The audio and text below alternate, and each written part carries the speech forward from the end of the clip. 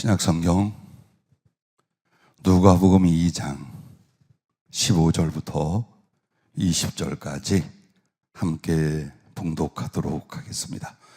천사들이 떠나 하늘로 올라가니 목자가 서로 말하되 이제 베들레헴으로 가서 주께서 우리에게 알리신 바 이루어진 일을 보자 하고 빨리 가서 마리아와 요셉과 구유에 누인 아기를 찾아서 보고 천사가 자기들에게 이 아이에 대하여 말한 것을 전하니 듣는 자가 다 목자들이 그들에게 말한 것들을 놀랍게 여기되 마리아는 이 모든 말을 마음에 새겨 생각하니라.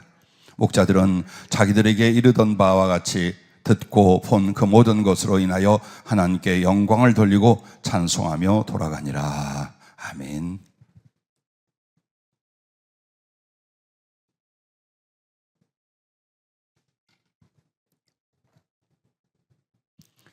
가슴이 나비되어라는 제목을 주셨습니다.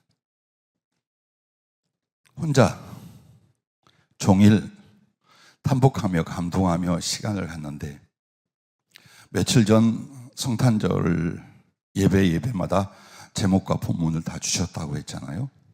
그때 뜬금없이 가슴이 나비되어라고 말씀해 주셨을 때에 과연 이것으로 어떻게 이 본문을 통해 주님 말씀하실 것인가가 궁금하기도 하고 걱정이 되기도 했습니다.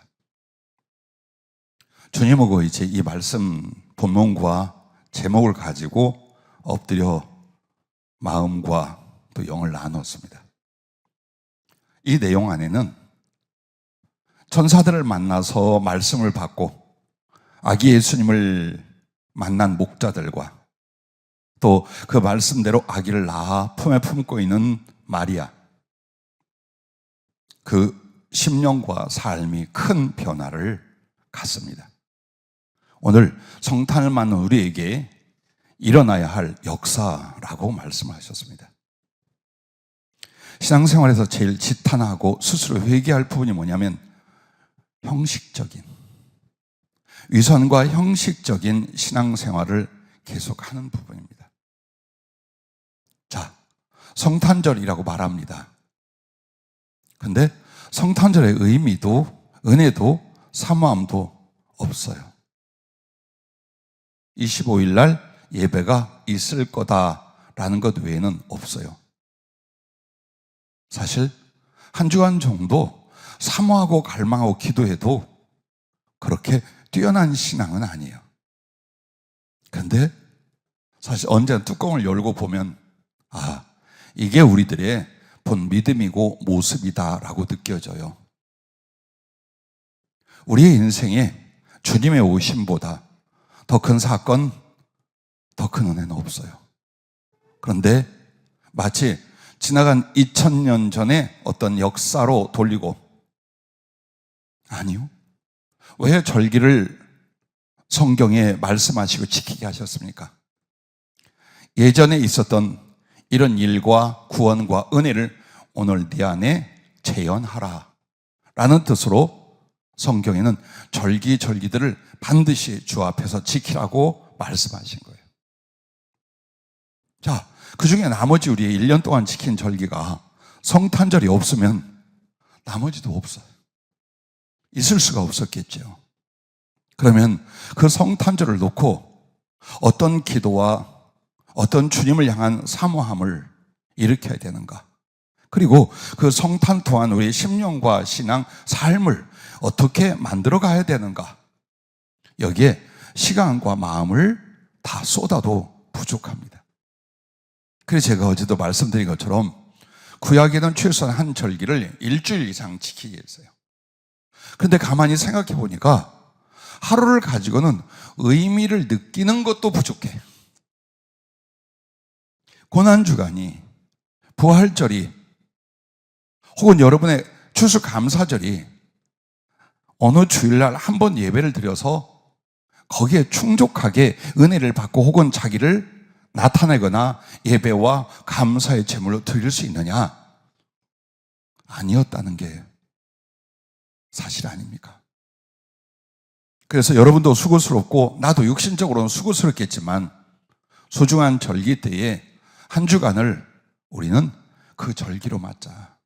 그래서 성탄절을 앞두고 기도회를 갖는 게 아니라 아예 성탄 예배가 화요일, 수요일, 목요일, 금요일, 주일, 그리고 월요일까지 라고 되새겨 말씀드린 이유가 나는 거기에 있습니다. 힘들고 어려운 만큼 주님께 마음과 시간을 내는 것이 더 깊은 사랑, 더 큰 사랑이에요. 은혜를 몽땅 뽑아 먹고 마시는 걸로 신앙생활로 알아요. 아니요. 그건 거듭나기 전 영적으로 어릴 때 이야기예요. 여러분이 주 사랑 안에서 성숙해 가는 게 뭔가 이제는 당신을 더 사모하고 당신께 드리려는 그 마음, 그 수고, 그 소망인 거예요. 자, 오늘 말씀이 제목이 독특하게 가슴이 나비되어 라고 했습니다. 그런데 주님의 오심과 일생이 꼭 나비의 일생과 같다라고 이 말씀을 시작하셨어요. 나비라고 하는 것을 여러분과 나는 다들 이뻐할 거예요. 그리고 신기해할 거예요. 그런데 실제로 그 나비가 큰 날개에 아름다움 조화를 가지고 부드럽고 널리 그렇게 날아가는 모습을 보면서 마치 우리들의 영혼이나 삶을 비유하여 소망하기도 해요. 그런데 어떤 나비 종류는요, 북미에서 한마디로 북미를 2번쯤 이렇게 왔다 갔다 하는, 그렇게 멀리 날고 또 2, 3년을 버티는 그런 나비도 있어요. 그런데 이 나비가 그렇게 나비가 되기 전에는 무엇이냐? 어느 나뭇잎에 깐 작은 알이었어요. 그리고 그 알이 풀을 뜯어 먹으면서, 이파리를 뜯어 먹으면서 조그만 애벌레로 커집니다. 그 애벌레의 날들을 며칠 살고 나면 번데기가 됩니다. 그리고 그 번데기에 고치가 쌓아서 나뭇가지에 매달리거나 그 번데기의 과정을 철저히 붙들고 지켜줍니다. 그래서 마치 번데기 속에서 죽은 것 같아요. 죽어버린 것 같아요. 그런데 얼마 뒤에 그것을 뚫고 애벌레가 나옵니다. 근데 그때는 더 이상 애벌레가 아니에요. 나비의 형상을 가지고 그걸 뚫고 나와요. 젖은 것을 말리며 곧 크고 아름다운 날개를 가지고 훨훨 날아가는 나비가 됩니다. 자, 이렇게 나비의 성충이 되기까지 짧으면 아래에서 애벌레의 과정이 20여일, 나비로서 살아가는 것이 보름에서 20여일. 나비마다 다르지만 그렇게 됩니다. 근데 이것을 성령이 정말 주님의 이 세상의 오심과 일생이 꼭 그 나비가 되는 과정, 나비의 일생과 같다라고 시작을 하셨어요. 자, 먼저 보세요. 세상에 말씀과 구원의 나비의 알로 주님은 탄생을 하십니다. 그 갓난아기, 스치기만 해도 상처를 입을 것 같고 놓치기만 해도 사라질 것 같은 아주 작은 아기로 태어납니다. 그러나 그 아기는 단지 혈육이 아니라 그 안에 말씀과 그 말씀으로 구원이라는 것을 품은 작은 나비의 알처럼 이 세상에 오신 것입니다. 자, 그리고 보세요. 주님이 그렇게 아주 어린 아기로 오셔서 한 사람으로 성장을 합니다. 그의 약 12세 때쯤에 성전에서 많은 율법사들과 하나님의 말씀을 논하고 가르친 장면이 나오면서 30살, 30여 세까지 주님의 일생에 대해서는 말이 없고 표현이 없습니다. 그러면 그 나비의 알로 탄생하신 것 같다면 이제 이건 뭘까요? 나비의 알이 애벌레가 되어서 꼬무락꼬무락 그 주변을 뜯어먹으면서 나비의 애벌레로 자라나기 시작을 합니다. 그래서 이 모습이 꼭 우리 주님이 한 사람으로 성장하고 그리스도의 사역을 준비하는 그 시절까지가 아래서 애벌레, 애벌레가 제법 커지는 과정까지로 생각을 해보래요. 자, 그 다음에 주님은 30대부터 이제 정말 구세주 메시아의 공적인 사역으로 들어가십니다. 그리고 그 3년 동안 복음을 전하신 그 끝에 고난받고 십자가에 죽으시며 무덤에 안치가 됩니다. 여기까지가 뭐와 같으냐? 그 열심히 먹고 장성하던 애벌레가 어느 날 번데기가 됩니다. 그런데 그 번데기가 되어가는 과정에 참 신비한 것이 하나 있어요. 왜 주님이 나비의 일생을 주님으로, 그 다음엔 우리들의 영혼과 삶으로 오늘 비유하사 이 말씀을 주셨느냐? 그 풀을 뜯어먹고 이파리를 뜯어먹은 애벌레에게서 뭐가 나오느냐? 실이 나옵니다. 그것을 가리켜 실크라고 하는 거예요. 자, 누에만 그 과정을 겪는 게 아니래요. 모든 나비들은 비슷한 과정이 있어요. 근데 이제 누에는 실크, 한마디로 비단을 짜는 그 실을 많이 그 번데기에다 고치로 만들어요. 하지만 일반 나비들도 전부 다 그냥 번데기가 되지 않아. 왜? 그냥 번데기는 허물이에요. 그런데 번데기로 돼버리면 바람에 쓰러지거나 다른 천적이 먹어버립니다. 그래서 자기를 나뭇가지나 안전한 곳에 완전히 입에서 나오는 그 실크로 말미암아 다 돌돌도 쌓아서 매달아 놓고 자기는 이제 죽음의 과정을 거쳐 부하로 들어가는 그 준비를 번데기가 되어서 그 고치 안에서 이루는 거예요. 여러분, 입에서 나오는 실이라면 벌써 딱 느낌이 없습니까? 주님을 왜 이 나비 혹은 나비의 알과 애벌레 그리고 번데기의 과정으로 말했습니까? 자, 정말 그 입에서 나오는 실, 그 실크로 말미암아 번데기를 고정하고 고치를 만들고 그 안에서 이제 이 애벌레는 나비의 찬란한 부활, 그 부활을 준비합니다. 그런데 이것이 꼭 주님의 공생애 동안 그는 하나님의 복음, 말씀을 전하십니다. 그리고 그 말씀으로 말미암아 말씀을 이루시기 위하여 십자가에 달리십니다. 그리고 나서 십자가에서 내려 무덤에 안치게 됩니다. 자, 이 모습이 말씀으로 말미암아 고난을 당하고 말씀을 이루시기 위하여 자기는 죽임을 당하시는, 그래서 그 나비의 애벌레가 입에서 나오는 실로 말미암아 자기를 감싸고 자기 스스로 죽음의 상태로 들어가게 됩니다. 그것을 가리켜 주님의 3년 동안 공생애와 마지막 체포되고 고난받고 십자가에 죽으시고 무덤에 안치된 것까지 그것이 비유로, 상징으로 말씀을 하셨습니다.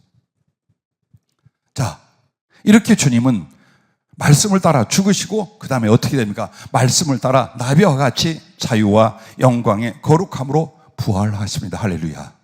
예. 그래서 어쩌면 그 무덤이, 그 십자가가 애벌레의 번데기 고치의 과정이 아니냐. 그리고 나서 애벌레의 모습은 상상조차 되지 않습니다. 이렇게 아름다운, 어떻게 그 풀이나 나뭇가지나 나뭇잎에서 징그럽게 생긴 그리고 심히 유약한 그 애벌레가 꿈틀거리면서 이런 나비가 되리라고 어떻게 상상할 수 있습니까? 우리는 주님의 부활을 어디에 빗댑니까? 계란이 병아리로 부화되는 걸 많이 사용합니다, 교회들이. 그러나 그보다 더 중요한, 어쩌면 더 진리에 가까운 비유와 우리에게 주는 교훈은 나비의 과정입니다. 그래서 주님의 그 거룩한 영광과 자유와 부활을 나비가 된 모습으로 성령은 이야기를 시작하였습니다. 자, 그러면 주님이 그러하셨다면 오늘 본문에 보면 마리아와 목자들의 이야기가 나옵니다. 그리고 이 마리아나 목자들의 이야기는 이제 우리들의 이야기, 나 자신의 이야기가 되어야 된다라고 하셨습니다.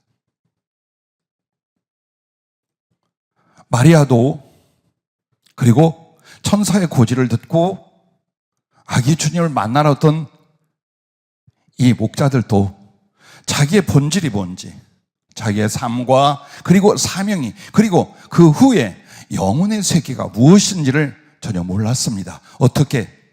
나비의 알이나 애벌레처럼. 나비의 애벌레가 자기 삶이 다 무엇이겠어요? 고추비언이야. 그 풀, 그 나뭇잎알이 하나가 그들의 전부였어요. 목자들이 얼마나 피곤하고 수고스럽게 살았겠어요. 마리아는 예수님을 잉태하고 출산했다는 것 때문에 그의 과정에서 참으로 험난한 출발을 시작합니다. 하마터면 파혼당할 뻔하죠. 더 나가서 어려움을 생각해보면 돌에 맞아 죽을 수도 있었습니다. 처녀가 임신을 했어요.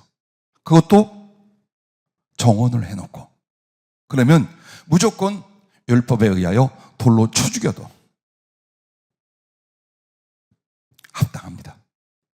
그리고 남편으로서 정혼을 한 요셉의 입장에서 내 여자, 내 아내 될 리가, 나를 만난 적이 없는데 임신을 했어요. 그것도 동네방네 다 소문이 났어요. 그래서 조용히 끊고자 하여 라고 했어요. 그 시간 동안 마리아는 어떤 고통과 괴로움의 시간이었겠어요. 그리고 목자들의 인생을 보세요. 유대 땅에 목자들이 양치기가 많이 있었어요. 그러나 그들 조상도 유목민이요, 양치기였어요. 그런데 그 시대에는 양치기를 하면요, 부정하는 것으로 여겼어요. 가장 천민이고 그리고 신앙적으로도 멀리할 상대들이었어요. 그들은 그것을 위하여 자기의 젊음 인생을 다 바칩니다. 제대로 집에 들어가서 씻고 먹고 마시고 누림도 갖지를 못합니다. 왜 밤에 천사들을 만났습니까? 양치기들은요, 대부분 잠을 어떻게 자느냐? 그때 당시 벌판에서 먹이고 활동케 하고 데리고 양의 우리로 들어오면 양의 우리는 가시덤불이나 아니면 돌멩이들로 쌓아 올린 담이 있답니다. 그리고 문을 만들어 놓지 않는답니다. 거기는 목자들이 벽에 기대어 혹은 그 문에 누워서 잡니다. 그래서 주님이 나는 양의 문이라고 한 말이 단지 비유가 아니에요. 목자는 스스로 양의 문이 되어요. 그러니 그들은 자는 건지 깨어있는 건지 모를 상태에 피곤함, 초라함, 그리고 미래에 그다지 큰 소망이 없는 그렇게 육신과 세상을 위하여 살아가는 삶의 모습이었어요. 그런데 천사들을 만났어요. 그들의 조상 때부터 자기들이 갖고 있는 신앙 안에서 그 하나님이 오신 거예요. 천사들이 주의 사자로 올 때는 하나님의 임재와 현현을 가리켜 말합니다. 그리고 그토록 이스라엘이 바라던 구주, 구원의 소식을 전해줍니다.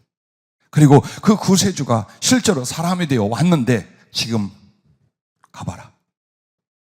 그 가축 우리 안에 구유에 강보로 쌓인 아기가 있는데 그가 바로 하늘에서 보낸 그리스도 메시아라. 그래 와서 그들의 눈으로 확인을 하게 됩니다. 그리고서 그들이 어떻게 됩니까? 이렇게 말합니다. 목자들은 자기들에게 이르던 바와 같이 듣고 본 모든 것으로 인하여 하나님께 영광을 돌리고 찬송하며 돌아가니라 라고 말합니다. 여러분은 거룩한 상상을 해보십시오. 그들은 전에 이렇게 피곤하고 힘들고 그리고 인생의 짜투리에서 살았어요. 그러나 이와 같은 기적으로 하나님의 말씀을 받았습니다. 그리고 그 말씀이 현현에 오신 예수 그리스도를 보았습니다. 어떤 변화가 일어났을까요? 어떻게 되었을까요? 성경이 1편이라면 이 성경 뒤의 이야기들은 과연 우리가 알아야 될 이유도 없고 알 수 있는 방법도 없을까요? 만약 성경이 성령님이 기록자라면 그 성령님이 그들의 이야기를 우리에게 보여주거나 말씀해 주시지 못할까요? 나는 넉넉히 할 수 있고 또 그렇게 하신 주님을 여러 번 경험하며 말씀 위에 말씀을 보았습니다. 자, 마리아를 보십시오. 이 목자들을 보십시오. 정말 그들의 삶이 마치 마태복음 11장 28절처럼 수고하고 무거운 짐진 자들, 그렇게 살았어요.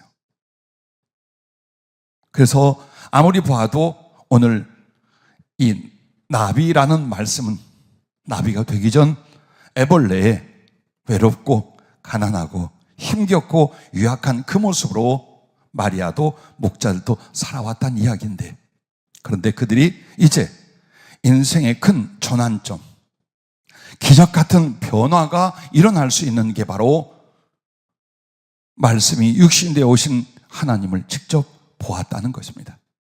그리고 그들은 그 말씀을 받게 됩니다. 그래서 그들은 이제 그래서 가슴에 모신 예수 그리스도를 증언하고 살게 됩니다. 여러분이 이 목자들과 같은 경험을 했다면 그냥 지나간 추억으로 놔두고 또다시 목자의 일들, 오직 먹고 살아가는 고민과 사람의 이야기로 끝나겠습니까?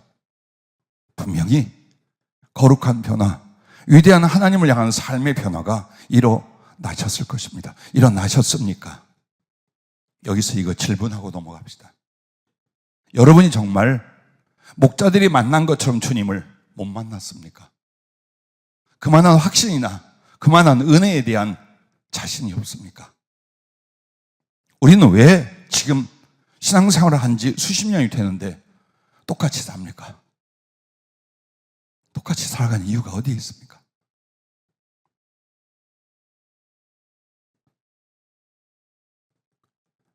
왜 이 나비에 대해서 말씀했습니까? 한마디로 마리아나 목자들은 그들의 입에서 실크를 뽑아내기 시작합니다. 즉, 내 안에 계신 주님, 내가 만난 예수님에 대하여 말씀을 전하고 그리스도를 위해 살고 하늘을 위해 죽을 번데기가 되어가는 겁니다. 그리고 그 번데기를 영원히 감쌀 말씀으로 덮고 붙들어갑니다. 이것이 바로 그리스도인 예수님을 만난 사람들의 삶이어야 한다는 겁니다. 즉, 애벌레에서 번데기의 과정을 뭘로? 말씀으로 만들어가는 겁니다. 말씀을 위해 살고 말씀으로 살고 말씀을 위해 죽는 것, 그것은 곧 그리스도로 인하여 살고 그리스도를 위해 살고 그리스도로 말미암아 죽는 거라, 이 말이에요. 전에는 물질이었고 사랑이었고 세상이었고 세월이었다면 이제는 오직 하나님의 말씀, 그리스도로 말미암아 그리스도를 위하여 살고 죽는 것, 그것이 바로 그 유약하고 보잘것 이파리를 뜯어먹던 애벌레가 자기 입에서 나오는 그 실로 말미암아 고치를 만들고 나비의 부활을 준비하는 과정과 같다는 것입니다. 그들은 그렇게 살기 시작했다는 겁니다.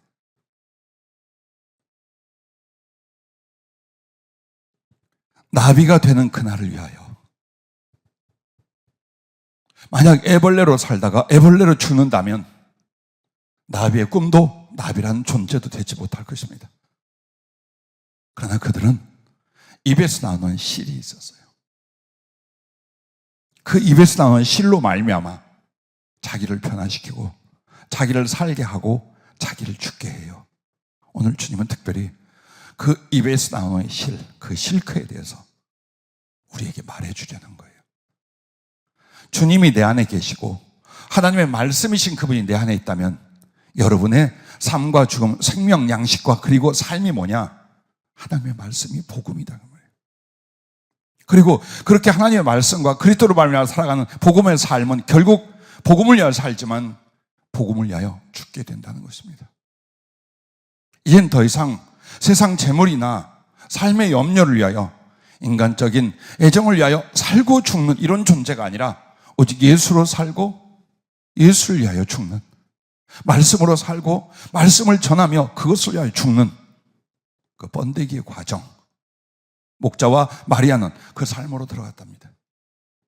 이게 진짜 성탄을 맞이한 신자들의 모습과 삶의 큰 변화라고 하셨습니다. 생각해 보십시오. 나비가 되는 그날을 위해서.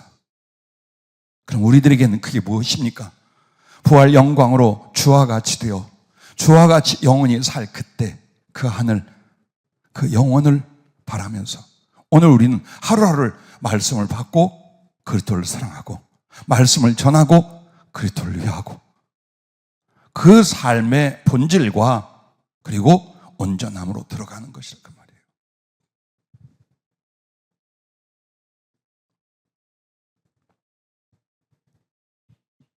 그런데 성령께서 이런 말씀을 하십니다.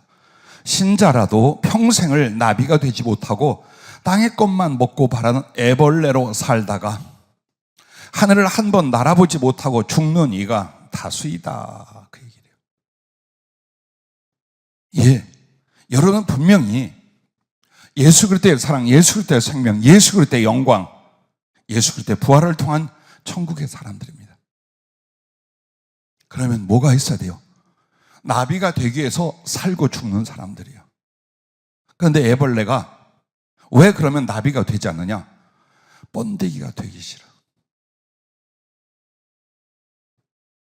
스스로 씨를 뽑아내고 그걸로 감싸며 죽어가는 이 과정이 싫어. 여전히 풀을 뜯어먹고 나뭇잎을 뜯어먹어야겠어.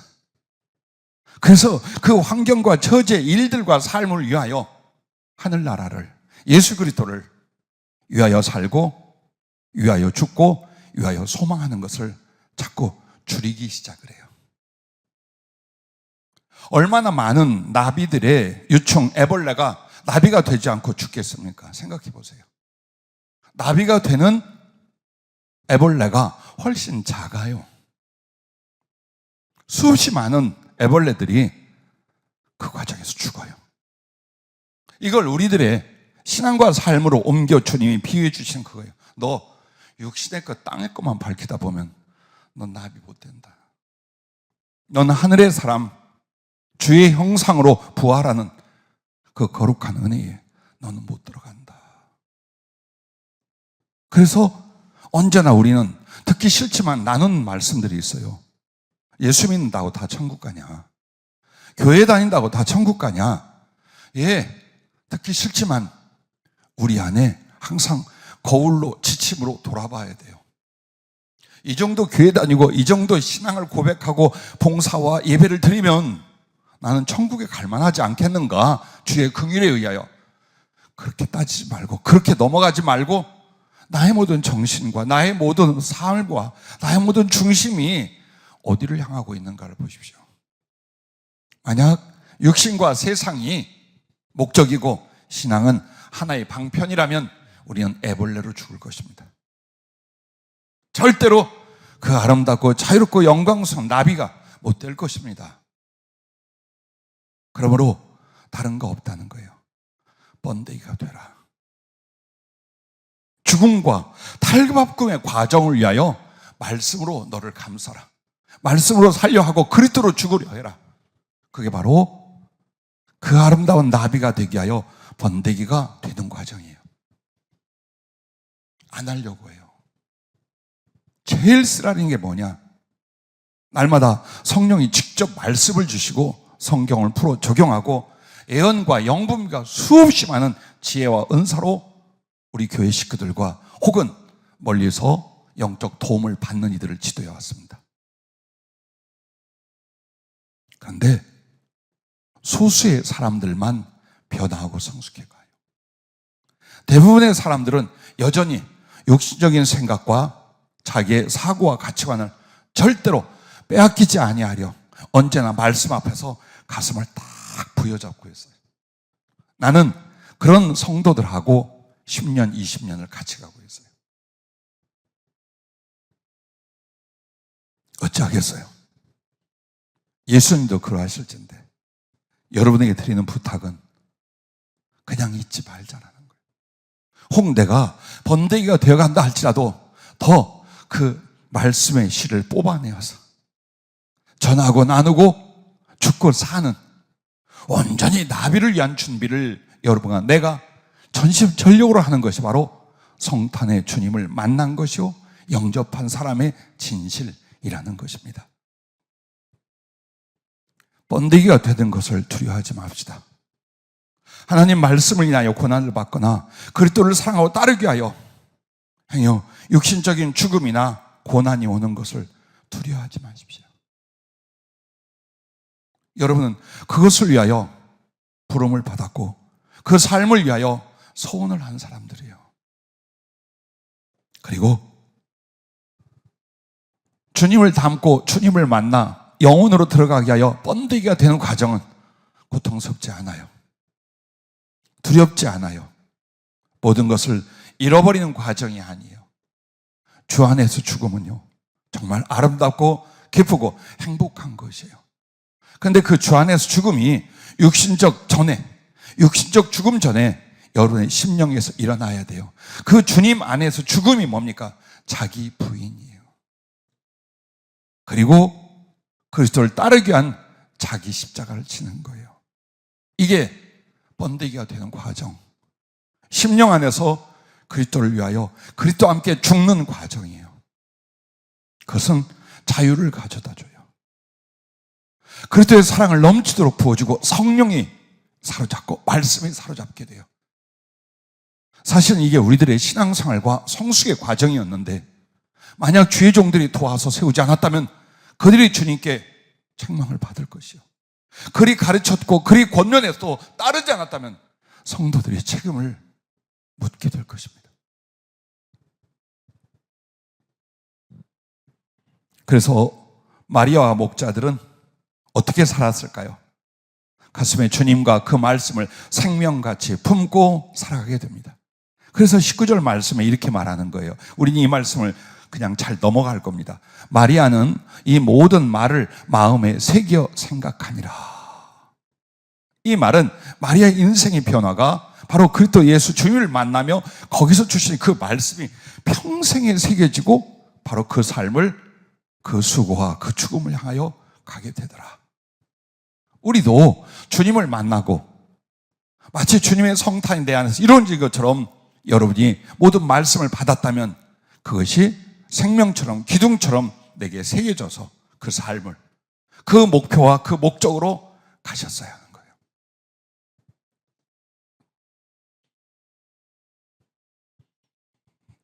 마리아의 이야기를 한번 생각해 보십시오. 그녀는 말씀을 영접합니다. 그게 바로 말씀이 육신이 되어 오신 예수님을 잉태한 거예요. 그리고 그 아기신 주님을 보호합니다. 그래서 주님을 빼앗기지 않게 하여 목숨을 걸고 애굽으로 피난을 가며 나사렛에서 와서 숨어 삽니다. 즉 말씀을 지키는 거예요. 오늘 우리들에게 말씀을 영접하는 것이 내 안에 주의 성탄이 일어나는 거예요. 그리고 그 말씀을 지키는 것이 아기 주님을 마리아처럼 보호하는 거예요. 그리고 말씀으로 장성해 가는 거예요. 바로 내 안에 계신 주님을 성장하게 하는 거예요. 아니 완전 말고 비유로. 왜? 내가 하나님 말씀으로 인격과 신앙이 성장하지 않는다면 내 안에 계신 예수님은 내게 어린아이 같고 그렇게 영향을 끼치지 못할 유아와 같다는 뜻이에요. 마리아는 예수님이 30이 될 때까지 혹은 10세, 20세까지 어떻게 해요? 양육하고 성장하게 돌봅니다. 그것이 바로 우리들의 삶 속에서는 내 안의 말씀이 성숙해지는 말씀으로 충만하여 그리스도의 형상으로 장성해가는 과정이라고 여러분에게 말씀을 드립니다. 그리고 이제 보십시오. 그 말씀을 증거하고 이루어갑니다. 그게 바로 예수 그리스도의 사역과 충성을 위하여 마리아의 가슴과 삶을 이렇게 34절, 35절에 시몬이 말합니다. 시몬이 그들에게 축복하고 그의 어머니 마리아에게 말하여 이르되 보라, 이는 이스라엘 중 많은 사람을 패하거나 흥하게 하며 비방을 받는 표적이 되게 하여 세움을 받았고, 아기 예수님을 향하여 한 말이에요. 그리고 이제 마리아를 향해서 또 칼이 네 마음을 찌르듯 하리니 이는 여러 사람의 마음의 생각을 드러내려 함이라 하더라. 즉 마리아는 그 심정, 그 마음, 그 심장을 칼로 찌른 것 같은 결과가 될 것이다 라고 말합니다. 그 말이 뭘까요? 예수님을 내 자식으로 잉태하고 낳았어요. 모든 위험에서 보호하고 젖을 물려 키웠어요. 어린아이에서 소년으로. 요셉이 일찍 하늘나라 올라간 뒤 그때 맏아들 역할을 했던 주님은 이제 가장이 되어 마리아의 의지가 되고 또 요셉을 통해 낳던 젖동생 여러 명을 돌보기 시작을 했어요. 그렇게 사랑했고 그렇게 소망했고 그렇게 의지했던 예수님이 이제는 처음 잉태할 때에 천사들이 일러준 것처럼 시몬이 말한 것처럼 예수 그리스도는 십자가를 위해서 사역을 시작하십니다. 그것을 함께 따라다니며 지켜보았고 그 영광도 그 고통과 그 능력도 같이 왔습니다. 채찍질에 말아 온몸이 다 찢기고 뭉그러질 때도 십자가에 붙잡혀 끌려 올라갈 때도 양손과 발에 쐐기를 박을 때도 마리아는 그 밑에 있었습니다. 뼈가 어그러지고 살이 찢어지고 피를 토하고 있는 예수님을 그 밑에서 지켜보고 있었습니다. 칼이 네 마음을 찌르는 것 같으라. 이 말은요, 자세히 생각해 보세요. 마리아도 가슴으로 심령으로 주님과 함께 십자가에 달렸단 말이에요. 자, 주님의 모친이니까 그게 아니라 여러분과 나에게 빗대어 말하는 거예요. 그 예수 그리스도가 생명을 주게 하여 지었던 십자가의 그 고난들, 그 삶을 너는 말씀으로 성령으로 받았지 않았냐? 그 다음 너는 말씀을 영접하고 말씀을 지키고 말씀으로 성장하고 말씀을 전하게 하여 그때 십자가에 함께 되지 않겠느냐? 그걸 말하는 거예요. 마리아의 삶을 통해 그걸 말하는 거예요. 우리는 매일 주님의 십자가를 말하고 묵상할 수 있습니다. 그때 여러분은 가슴이 찢어지는, 즉 주님의 손과 발을 뚫고 들어온 그 못이 내 심장을 찌르고 있는 걸 경험하셔야 돼요. 거듭나는 건 거기에서요. 정말 그리스도 예수를 향한 사랑의 삶의 결단은요, 그 순간들이에요. 아무리 교묘하게 말씀을 꾸며 생각을 해도 안 움직입니다, 마음이요. 그러나 주님과 함께 십자가에 못 박히는, 나를 위하여 그러셨으니 내가 그를 위하여 그리하리라. 고통도 생명도 영광도 함께 하고자 하는 그 비장한 소원과 결단들, 바로 마리아의 가슴이 그랬고 마리아의 삶이 그와 같았어요. 목자들의 이야기입니다. 성경에선 더 이상 이 목자들이 그렇게 하나님 말씀, 천사들 통해 들은 것을 와서 목격하고 확인하고 하나님께 찬양하며 영광을 돌리고 돌아갔다라고 나와요. 그 뒤는 어떻게 됐을까요? 성령은 보여주십니다. 그리고 이야기를 해주신 게 그들은 모두 다 평생을 주님 오신 이야기, 아기로 오신 메시아를 만난 이야기를 알리고 증언을 했답니다. 여러분 같아도 그랬겠지요. 입 다물고 있었겠어요? 천사를 직접 만났어요. 오실 메시아, 하나님의 아들을 직접 눈으로 보았어요. 그 감동과 감격과 거룩한 책임감을 그들이 어찌 목자들이었다고 내려놨겠어요? 여전히 양치기요 목자로 살았는지 모르지만 그들은 누구에게나 어디서나 바로 말씀이 육신에 오신 메시아 예수 그리스도를 증거하고 그리고 무엇보다도 기다렸답니다. 왜? 아기 예수님은 그 뒤에 사라졌어요. 헤롯이 죽이려고 하자 천사가 나타나 피하여 가게 합니다. 그렇게 해서 동방박사들이 드린 예물로 도피자금을 마련합니다. 그리고서는 애굽으로 피난을 갑니다.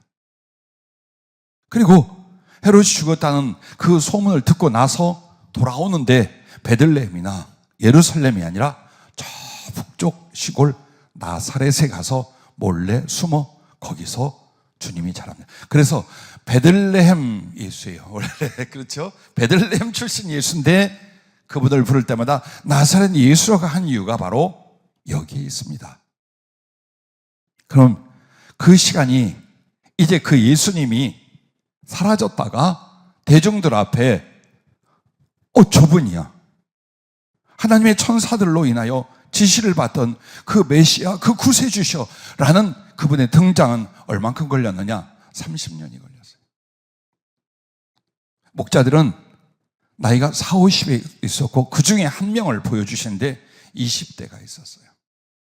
이름은 요한이라 그랬어요. 그래서 제가 그러면 베들레헴 요한이겠군요. 베들레헴 출신 요한이 있었어요. 메시아가 일어나서 활동하시기를 평생 30년을 그들은 기다렸답니다. 그들 중 요한이라는 이는 주님을 배울 때 청년이었고 가슴이 뜨거워져서 증언하고 사람들에게 알렸습니다. 그리고 사모하며 기다리다가 예수 그리스도의 사역에서 다시 예수님을 만나게 됩니다. 30년의 세월이 지났죠. 그리고 그리스도를 따르는 제자가 되었답니다. 그는 그의 십자가와 부활의 증인이 되고 그리고 결국 예루살렘 근처에서 유대인들에 의하여 순교를 했답니다. 그리고 바로 이 베들레헴 요한은 70인 전도자들 가운데 있고 사도 바울이 말한 부활의 목격자 500의 형제들 중에 있답니다. 그리고 그 이야기를 그렇게 해요. 70인 제자는 70명이 아니었답니다. 주님이 수를 세하리지 않고 다수를 저요 손을 드는 사람들을 모아서 축복하시고 다시 전도의 훈련과 여행을 보냈을 때에 제자들이 나중에 그것을 성경에 기록할 때에 70인이라는 표현을 썼지 70인이 아니라 꽤 많은 다수였답니다. 그래서 그들 중에 하나가 바로 베들레헴 출신 목자였던 요한도 그 전도자 속에 있었답니다. 그렇게 해서 주님을 만나 주님의 고난의 십자가를 지심도 죽음도 보았고 그 부활도 보았고 그러므로 30년 전 어린 아기였던 그 예수님을 만날 때 천사들이 했던 그 모든 말들을 그는 확인했고 그것을 증명하고 전하기 위하여 생명과 인생을 바치다가 유대인들에 의하여 예루살렘 근처라고 했습니다. 예루살렘 근처에서 순교를 했답니다. 자, 그들은 이렇게 주님을 만난 후 삶의 크고 전적인 변화를 가져왔습니다. 육신과 세상을 위해 살던 애벌레가 말씀으로 사는 번데기 고치가 되고 복음의 증인으로 고난과 죽음에 이르다 이미 그들의 가슴과 삶은 아름답고 큰 자유와 생명과 능력과 하늘에 속한 나비가 되어 있었던 것입니다. 그렇습니다. 여러분과 내가 예수님처럼 하늘의 모든 영광의 나비가 되기 전 가슴이 나비가 되어 왜 이 제목을 주셨는지 알겠죠? 네 가슴이 나비가 되었느냐? 아직도 세상의 것 육신의 염려로 사는 애벌레로 그걸 파먹고 사느냐? 아니면 말씀으로 말미암아 삶을 바꿨고 그 말씀과 주님을 위하여 죽음을 각오하며 즉 삶의 목적과 삶의 이유와 삶의 내용을 예수 그리스도와 그 복음을 위하여 이게 바로 번데기가 되는 과정인데 번데기 되어서 지내는 그 시간에 가슴은 번데기가 아니야. 번데기가 되는 그 애벌레는 부화되어 큰 아름다운 영광 하늘을 훨훨 날아든 나비를 꿈꿉니다. 그래서 번데기로 살아갈 수 있고 죽어갈 수 있어요. 이처럼 오늘 우리도 예수님을 만날 예수님과 같이 될 그 나라 그 날들을 위하여 주님과 복음을 위해 살고 죽는 것입니다. 그래서 정말 주님을 만났다면 그 예수님이 내 심령과 삶에서 탄생하셨다면 분명히 너희들은 가슴이 나비가 되었을 것이다. 만나지 못한 사람들은 교회를 다녀도 여전히 육신과 세상 이걸 위하여 살며 고통받으며 거기에서 울고 웃겠지만 정말 예수님이 자기의 영혼과 가슴에서 탄생하셨다면 나는 애벌레가 아니라 번데기가 되고 번데기로 살아가며 죽어간다 할지라도 우리의 가슴은 항상 예수 그리스도의 형상과 영광의 나비가 되어 있을 것이다. 그래야 된다라고 이 말씀을 오늘 우리에게 주신 것입니다. 자, 여러분에게 가슴이 나비가 된다는 거 이게 바로 또 한 번의 성령으로 거듭남이에요. 나는 여러분이 성령으로 거듭남을 단회로 말하지 않아요. 성경에도 한 번이라고 말하지 않아요. 성령으로 거듭남은 성령으로의 삶과 성숙의 계속이 돼요. 즉 사람이 한 번 태어나면 끝나는 게 아니라 그 태어난 뒤에 성장의 과정, 사람으로서의 사람다운 삶이 이어지는 것처럼 성령으로 거듭남이라는 건 그걸로 완성이라는 뜻이 아니에요. 출발이라는 거예요. 그래서 변화되는 그 거듭남은 계속되는 거예요.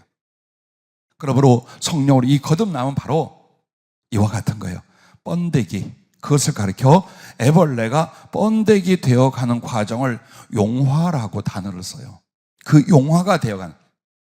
그래서 번데기, 삶은 번데기지만 가슴은 나비가 되어 있는 사람들이에요. 그게 성령으로 거듭난 사람, 끊임없이 거듭나고 또 새로워지는 사람들이라 그 말이에요.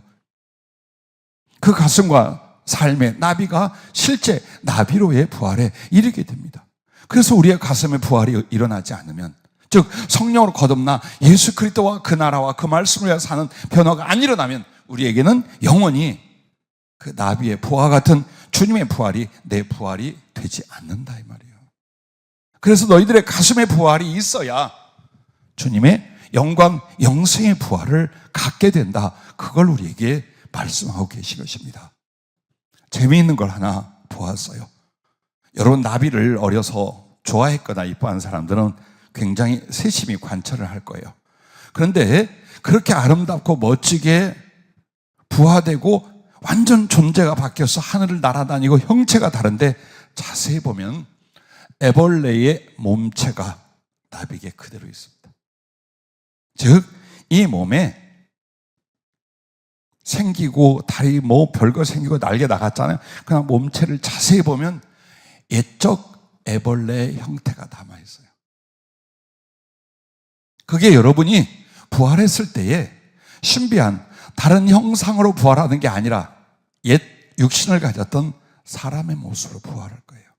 하지만 그 애벌레의 형상이 남아있지만 이미 완전히 다른 그 날개가 12배는 돼요. 몸집에 최소한 12배가 되고 수십 배가 돼요. 그리고 그 날개는 그로 하여금 더 이상 벌레가 아니야. 썩어가는 것들 틈바구니에 벌레가 아니라 저 하늘을, 꽃밭을, 원하는 곳을 아무렇게든지 원하더라도 날아다닐 수 있는 완전히 차원이 다른 존재가 되게 합니다. 즉 여러분과 나는 신적 존재가 되는 거예요.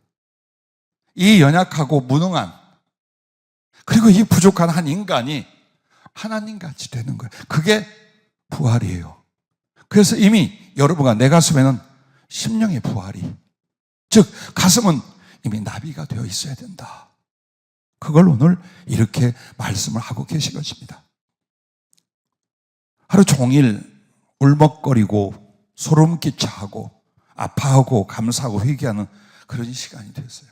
그래, 여러분과 나누기 전 나는 이 말씀으로 얼마나 깨달음을 기뻐했고 얼마나 아파했고 얼마나 기도하며 조절을 했겠어요.